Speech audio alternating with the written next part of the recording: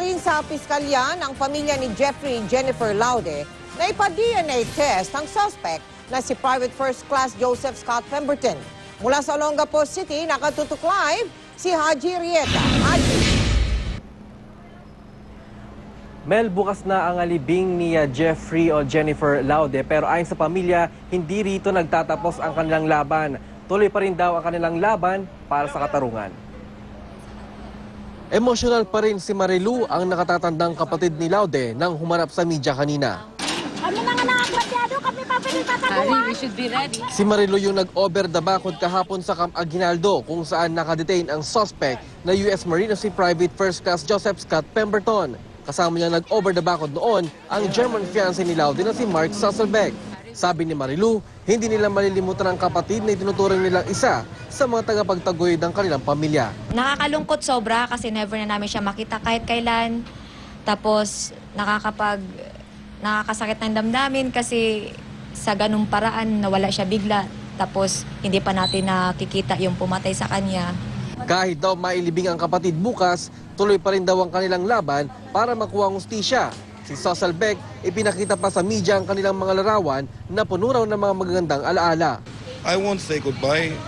I will just say farewell. Because I'm sure, we're still talking a lot. And I think that will continue. And I'm very sure that we will be able to discuss everything one day. Marami naman ang hindi natuwa sa kinilos ng Sasselbeck sa Camp Aguinaldo kahapon. Ayon kay DOJ Secretary Laila de Lima, nagdadalamhati man, hindi raw tamang ginawa ng banyaga. Humingi naman ang paumanhin sa Armed Forces of the Philippines si Sasselbeck sa nangyari. I can only repeat my apologizes for that. And from my point of view, regarding all the backgrounds, regarding all the circumstances, regarding that also have been a very long day for every one of us at that point. Kanina, nagpadala ng pamilya Laude ng mosyong sa City Prosecutor's Office para hilingin na sumailalim sa DNA test si Pemberton. At dito maikumpara ang mga nauna nang nakuhang DNA sample kay Laude. Hindi naman daw nito nilalabag ang karapatan ni Pemberton against self-incrimination. We already have all the specimens na nakuha doon sa may place of incident, no? Doon sa Delta Hotel.